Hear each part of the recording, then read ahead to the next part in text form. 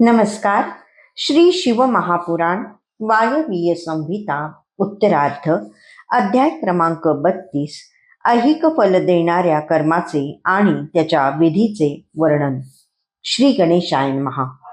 उपमन्यू म्हणाला, श्रीकृष्णजी, अशा प्रकारे मी तुम्हाला इहलोकी आणि परलोकी सिद्धी प्रदान करणारा संपूर्ण क्रम सांगितला. हा उत्तम आहे. तसेच यामध्ये क्रिया, जप, तप, ध्यान या सर्वांचा समावेश आहे. आता मी तुम्हाला शिवभक्तांना हेच फल देणारे पूजन, होम, जप, ध्यान व तप व दानमय कर्म वर्णन करून सांगतो. मंत्राचा अर्थ जाणणाऱ्याने सर्वप्रथम मंत्राला सिद्ध करावे, अन्यथा इष्टसिद्धिकारक कर्मही फलप्रद होत नाही. मंत्र सिद्ध केल्यावरही ज्या कर्माचे फळ मिळत नसेल, अर्थात कोणत्या तरी प्रबळ अदृष्ट कारणामुळे प्रतिबद्ध होत असेल, तर विद्वान पुरुषाने तो शक्यतो करू नये. त्या प्रतिबंधकाचे, अडथळ्यांचे, विघ्नाचे, विरोधाचे येथे निवारण होऊ शकते. कर्म करण्यापूर्वी शकुनादिकांनी त्यांची परीक्षा करावी आणि प्रतिबंधकाचा शोध लागल्यावर त्याला दूर करण्याचा प्रयत्न करावा. जो मनुष्य असे न करता मोहवश ऐहिक फल देणाऱ्या कर्माचे अनुष्ठान करतो, त्याला त्याचे फळ प्राप्त होत नाही. त्याचे सर्वत्र हसे होते. लोक त्याची थट्टा करतात. ज्याच्या मनात हे कर्म केल्यावर आपल्याला निश्चित फळ मिळेल असा विश्वास नाही, त्याने ऐहिक फल देणाऱ्या कर्माचे अनुष्ठान कधीही करू नये. कारण श्रद्धाहीन मनुष्याला त्या कर्माचे फळ मिळतच नाही. केलेले कर्म निष्फळ झाले तर त्यामध्ये देवतेचा काहीही दोष नसतो. कारण शास्त्रोक्त विधीने सर्व कर्मे करूनही त्या पुरुषाच्या मनात त्या देवतेविषयी श्रद्धा, प्रेम, भक्ती नसेल तर त्याला काय लाभ होणार.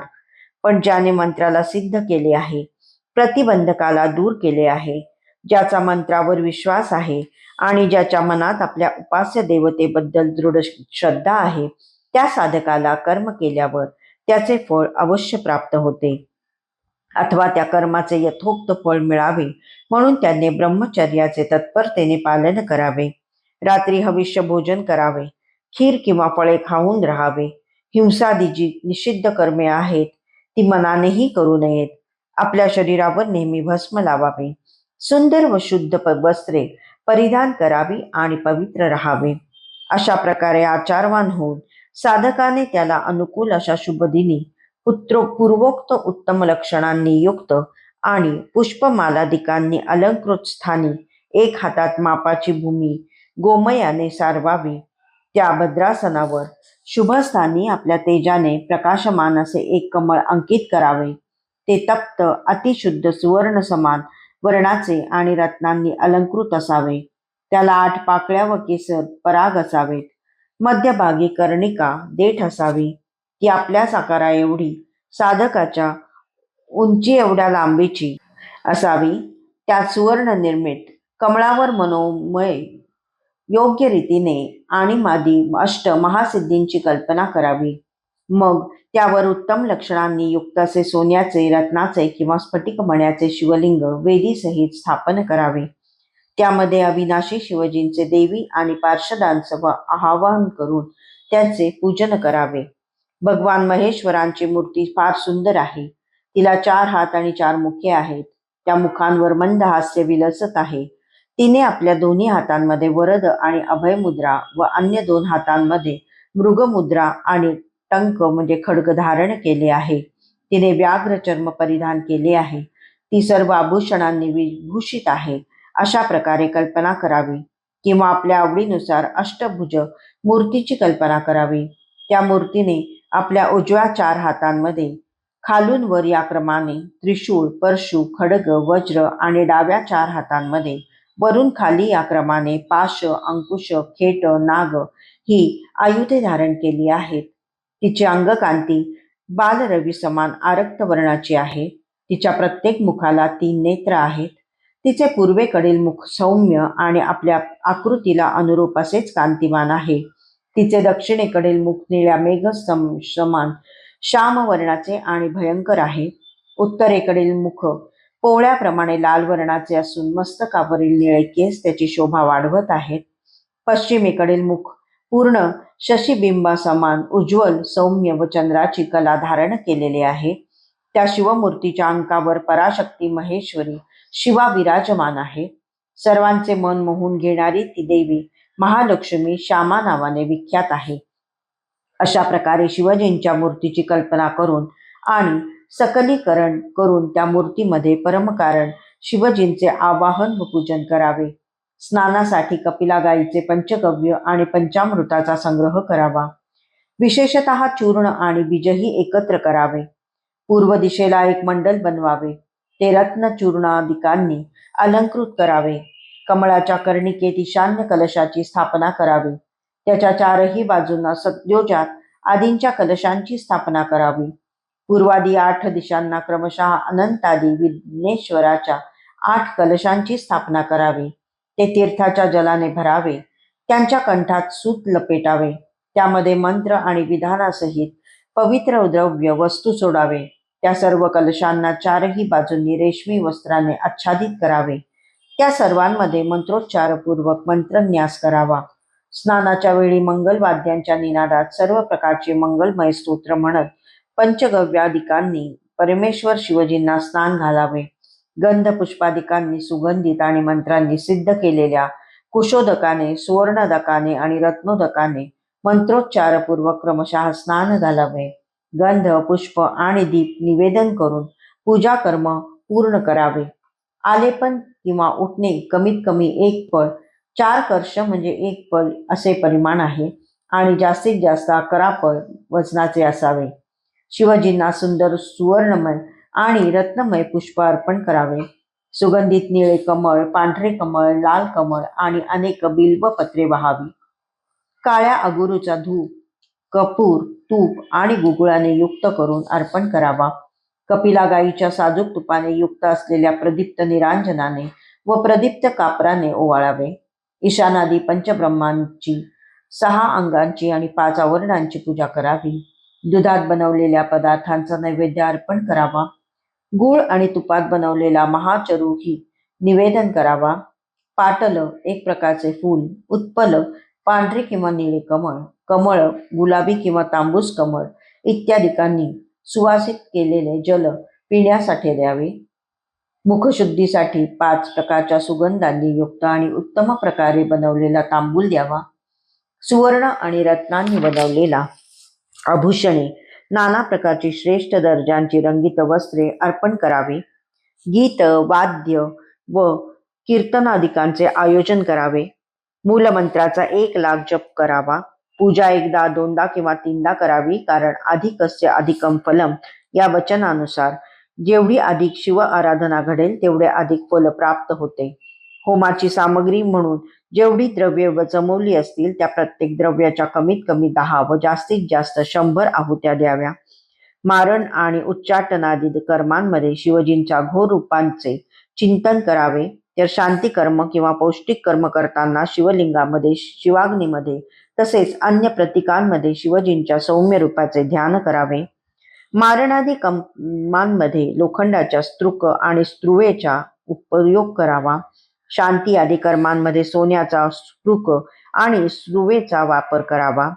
मृत्यूवर विजय मिळवण्यासाठी साजूक तूप आणि गायीच्या दुधात मिसळलेल्या दुर्वांनी मधाचे धृतयुक्त चरूने किंवा केवळ दुधाने हवन करावे. रोगांच्या शांतीसाठी तिळांचे हवन करावे. समृद्धीची इच्छा करणाऱ्या पुरुषाने महान दारिद्र्याच्या शांतीसाठी तूप, दूध किंवा केवळ कमळाच्या फुलांनी हवन करावे. वशीकरणामध्ये धृतयुक्त जाती पुष्पांनी, जाई, चमेलीच्या फुलांनी हवन करावे. आकर्षणामध्ये ब्राह्मणांनी धृतयुक्त करवीर पुष्पांनी म्हणजे कण्हेरीच्या फुलांनी हवन करावे. उच्चाटनामध्ये तेलाने, स्तंभनामध्ये मधाने किंवा राईने, पातनामध्ये लसणाने, मारण आणि उच्चाटनामध्ये रोहितिकाच्या म्हणजे रक्त हिरड्याच्या बिया व तिळांनी, विद्वेषणामध्ये खोबरेल तेलाने, बंधनामध्ये रोहितकाच्या बियांनी, तर सेना स्तंभनामध्ये लाल राई मिसळलेल्या सर्व होमद्रव्यांनी हवन करावे. अभिचार कर्मामध्ये हस्तलिखित यंत्राने तयार केलेल्या तेलाची आहुती द्यावी. कुटकीचा भुसा, कापसाची बोंडे तसेच तेलमिश्रित राईची आहुती दिली तरी चालते. दुधाची आहुती ज्वराची शांती करणारी आणि सौभाग्यरूपी फल प्रदान करणारी असते. मध, तूप आणि दही यांच्या मिश्रणाची, दूध व तांदळाची किंवा केवळ चरूची आहुती देऊन करण्यात आलेला होम सर्व सिद्धी देणारा असतो. शांती आणि पुष्टीसाठी 7 समिधांनी हवन करावे. वशीकरण आणि आकर्षणामध्ये विशेष द्रव्यांनी हवन करावे. बिल्वपत्रांनी हवन केल्याने वशीकरण आणि आकर्षण यांची सिद्धी होते. लक्ष्मी प्राप्त होते आणि शत्रूवर विजय मिळतो. शांती कर्मात पळस आणि खैर यांच्या समिधांचा होम करावा. क्रूरतापूर्ण कर्मात कण्हेर आणि रुई यांच्या समिधांचा होम करावा. भांडण तंट्यामध्ये कापलेल्या झाडांच्या समिधांचे हवन करावे. शांत चित्तपुरुषाने विशेषतः शांती आणि पुष्टी कर्मेच करावे. अभिचारिक कर्म दयारहित आणि क्रुद्ध चित्त होऊन करावे. जेव्हा दुरावस्था चरम सीमेला पोहोचते आणि तिचे निवारण करण्याचा अन्य कोणताही उपाय शिल्लक राहत नाही, तेव्हा त्या आततायी मनुष्याला नष्ट करण्यासाठी अभिचारिक कर्म करावे. आग लावणाऱ्या, शस्त्राने घात करू इच्छिणाऱ्या, धनाचे, शेताचे, स्त्रीचे हरण करणाऱ्या आणि अन्य स्वरूपाचे भयंकर अत्याचार करणाऱ्या मनुष्याला मारण्यात कोणतेही दोष मानू नये, परंतु आपल्या देशाच्या राजाला हानी पोचवण्यासाठी अभिचारिक कर्म कदापिही करू नये.